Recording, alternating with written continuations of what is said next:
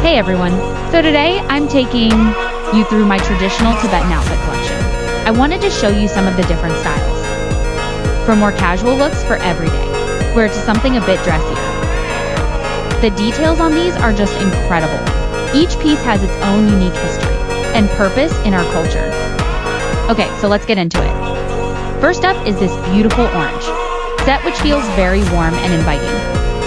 I love how comfortable they are, but still look so elegant when you're out and about. And then we have accessories like these. Simple earrings that really complete the whole vibe. Honestly, wearing clothes with such deep meaning makes me feel connected to my heritage every single day. Here's another style, maybe for a special occasion or even just going somewhere important. It's all about feeling confident and proud. You can also layer them for cooler weather. Adding a jacket over your favorite skirt. It gives it a totally modern twist.